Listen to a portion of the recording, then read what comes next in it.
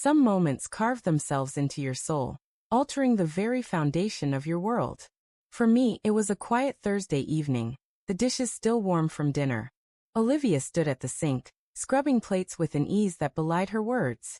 She mentioned, almost offhandedly, as if noting we needed more milk, that she was considering a solo trip. I paused, my glass halfway to the table, caught by surprise. By yourself? I asked. Not exactly, she replied, her eyes fixed on the soapy water. Maddie and Isa will join me, but this is something I need for me. Her hands moved methodically over a frying pan, deliberately avoiding my gaze. Both Maddie and I were reeling from recent heartbreak, caught in that restless haze of late-night wine and self-help podcasts. I could feel the shape of this journey taking form. What's out there that you can't find here? I probed. She stopped, wiping her hands on a towel before facing me. Richard, I've never truly been on my own, she said. I went from my parents' house to our life together. I need space to figure out who I am. We'd been married 4 years, settled into a home we'd purchased just last year. I thought we were solid, dependable, maybe not electrifying, but rooted. It's not about chasing wild nights, she added, reading my expression. It's not that kind of adventure. I just need clarity. I nodded, absorbing her words. So you need distance before what? Before we start a family? Before you're too tied down to roam Europe with Maddie and her yoga mentor? That's unfair, she snapped. Which part? The trip itself or planning it without me? She let out a sharp breath. I knew you'd react this way. That's why I nearly booked the tickets before telling you. That's when it hit me. This wasn't a discussion. It was a formality, a notice before she forged ahead with her decision. She left the following weekend. I didn't try to stop her, but that night, I made a silent vow she wouldn't expect. I drove her to the airport that morning, not out of excitement, but because I refused to let her paint me as bitter. She looked more like she was headed to a trendy bistro than an international escapade. Linen blazer, oversized sunglasses, a polished suitcase. You okay? She asked as we pulled into the drop-off area. I'm fine, I said, shutting off the engine. Got your passport? She nodded but hesitated. You're awfully quiet, she observed. I met her gaze. You're off with 2 women who treat relationships like temporary rentals, and you're surprised I'm not talkative? Her brow creased. This is exactly why I need this, she said. You turn everything into something it's not. It's not always about cheating. Maybe not, I countered, but trips like this open doors better left closed. She rolled her eyes and stepped out. I followed to grab her bag. Her kiss brushed my cheek, more like a co-worker's goodbye than a wife's. I'll text when I land, she said. No need, I replied. Her smile faltered. What's that supposed to mean? It means go do what you've already decided. Just don't pretend it's for us. She didn't respond, simply turned and disappeared through the airport's glass doors. I drove off without looking back. That afternoon, I began untangling our shared finances. I didn't touch her money. I'm not that kind of man. But I rerouted my earnings to a new account, canceled the fall vacation we'd planned, and had the refund sent to my card. I updated the billing for every joint account, utilities, insurance, subscriptions. Small shifts, but they held weight. We weren't divorcing, not yet, but I was done acting like a husband whose wife still cherished him. She wanted space to rediscover herself? Fine. I'd stay here, paying close attention. By the 4th day, she posted her first photo. A wine glass on a cafe table captioned, strolling through Lisbon finding peace. Lisbon wasn't even on their original plan. Then came images from Seville, Milan, Nice. Clearly, the trio was wandering freely, drifting from city to city like carefree college students on a gap year. Every photo was carefully curated. Plates of exquisite cuisine, seaside sunsets, toes dusted with sand. Olivia appeared in flowing dresses, sunglasses perched on her nose, laughing with Maddie or gazing pensively at some artwork. But one image froze me. A group shot with 3 unfamiliar men, one with his arm around Olivia's waist. No tags, no context, just a caption. New souls, timeless vibes.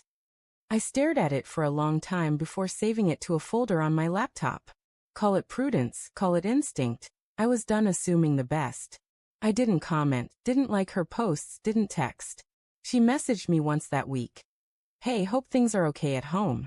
Just got to Barcelona. It's breathtaking. I left it unanswered.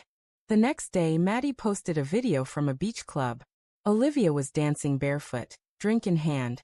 That same man nearby, shirtless, murmuring something close to her ear. She didn't pull away. I watched it twice, saved it to the folder, and stayed silent. 3 weeks later, she walked back into the house like it was just another day, dropping her bags in the hallway with a radiant smile. God, it's good to be home, she said. You wouldn't believe the mess with Italian trains. I stood by the kitchen counter, arms crossed. She glanced around. Did you move things around? At some time, I replied. She stepped closer, leaning in for a kiss. I turned slightly, and her lips grazed my cheek instead. Her smile faded. Are you mad? No, I said. You're back. That's what matters, right? She gave a nervous laugh. Okay, I know how it looked, but it wasn't what you think. We just needed a break from routine. Look like you made some new friends, I said. She hesitated.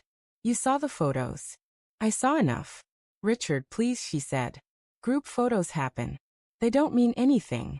You weren't wearing your ring, I noted. She flinched. It was safer not to traveling like that. I didn't want to draw attention. I stayed silent. She crossed to her suitcase, pulling out small trinkets. I got you something, she said, holding up a keychain shaped like a Vespa. Remember how you always talk about visiting Rome? I set it on the counter, then opened a drawer and handed her an envelope. She opened it warily. Inside was a bank notice showing our accounts were now separate, documents indicating I'd begun buying out her share of the house, and contact information for a moving service I'd arranged. Her eyes widened, confused. You're kicking me out? You said you needed space, I replied calmly. I made sure you have plenty. Her voice cracked. Over one trip? I took a slow sip of coffee. Over one decision. One you made without me. She sank onto the couch, trembling. It wasn't meant to be permanent, Richard. I just needed a moment. A moment for what? To flirt your way through Southern Europe? To pretend you're young again? She looked at me, stung. You're blowing this out of proportion. You won't even listen to me. You had a month, I said. All I got were staged photos and vague captions. I didn't betray you, she insisted. Did you come close? She didn't answer. That's enough for me, I said. You think because you didn't cross some obvious line, nothing happened. But you left me behind the moment you boarded that plane. You wanted freedom, Olivia. You've got it. Freedom comes at a cost. Tears welled in her eyes. So that's it. You're done? I didn't answer right away. Instead, I walked to the closet, retrieved a duffel bag I'd packed for her, and set it gently by her feet. You can stay with Isa or Maddie. You've got options. She stood slowly, her voice barely audible. This is really happening. I met her gaze. I told you not to pretend it was for us. You made your choice. Now I've made mine. There was no shouting, no heated argument, just a heavy silence that descends when something truly ends. By the end of the week, she was gone. Maddie arrived in her small blue car to help with Olivia's things. She barely looked at me, offering a curt greeting before heading to the bedroom.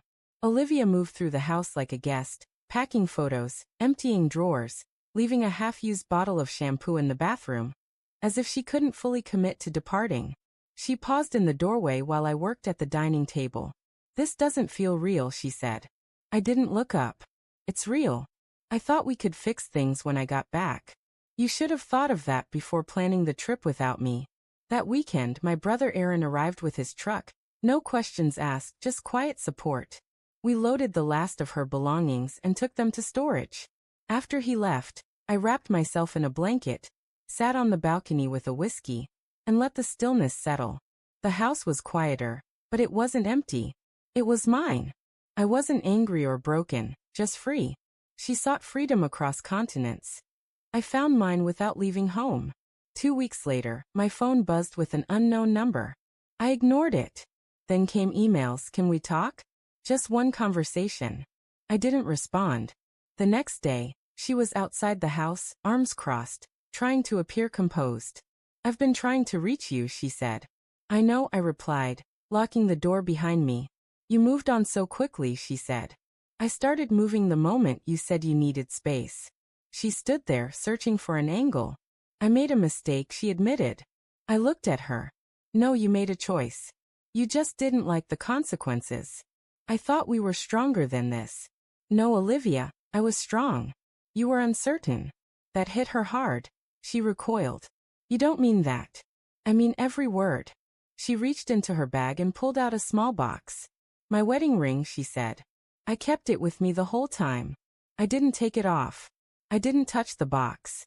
That ring traveled further than our marriage ever did. She stood there, speechless. I walked past her to my car. Is this really the end? She asked, her voice edged with panic. I glanced back. You wanted freedom. You've got it.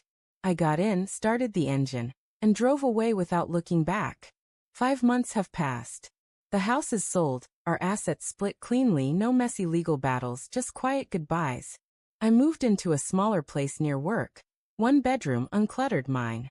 I've started running again, signed up for a photography class on Thursdays. It's strange how the small joys return when you stop pouring yourself into someone who wouldn't reciprocate. Friends still ask, are you sure you don't want to try fixing things? She's in therapy now. She might be different. Maybe, but I don't need to find out. That's the beauty of truly letting go. I heard she's dating again. Brief flings, nothing that sticks. She sent one last message. A photo of the Vespa keychain in her palm, no words. I deleted it.